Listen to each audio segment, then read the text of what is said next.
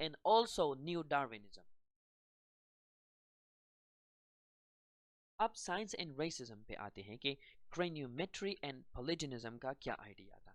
तो many scientists found that their racism was compatible with multiple scientific theories including Darwin's. अब उनकी reasoning क्या थी कि रेसिज्म क्यों जस्टिफाइड है, और वो भी डार्विन की थ्योरी को इस्तेमाल करते हुए.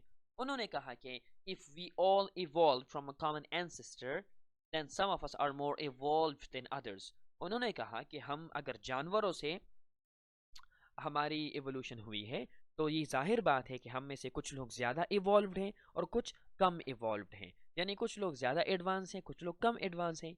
Europeans had the largest cranial volumes. तो उन्होंने इसके लिए एक एक्सक्यूज़, एक बहाना ढूंढा, और वो बहाना क्या था कि जिन लोगों की स्कल मेजरमेंट ज़्यादा होगी तो वो ज़्यादा सिविलाइज्ड हैं, और जिनकी स्कल साइज कम है तो वो अनसिविलाइज्ड हैं.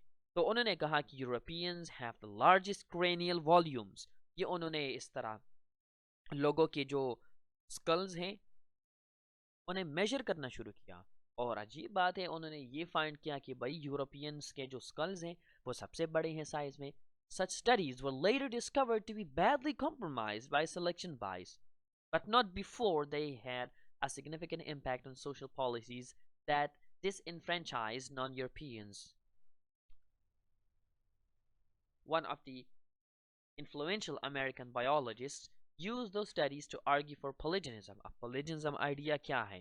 वो आइडिया ये है कि कुछ लोग जो कलर्ड रेस हैं, कलर्ड रेस से मतलब ब्राउन पीपल या मोस्टली ब्लैक पीपल, तो वो innately inferior हैं.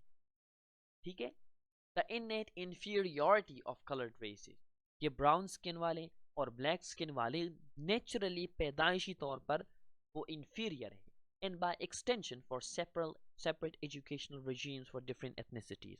और इसलिए हमें इन्हें यूरोपियन से अलग बिठाना चाहिए, और यूरोपियन से कंपेयर्ड हमें इन्हें ख़ास एजुकेशन अलग देनी चाहिए.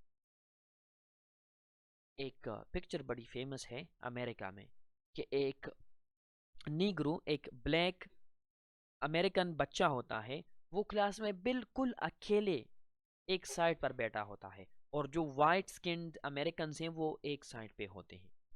वो पिक्चर यही एक्सप्लेन करती है कि वो समझते थे कि ब्लैक कलर या ब्राउन कलर वाले लोग वो कुदरती तौर पर, पैदाइशी तौर पर वो कमज़ोर हैं, वो इन्फीरियर हैं, इसलिए हमें उन्हें तालीम भी अलग तर्ज की देनी चाहिए.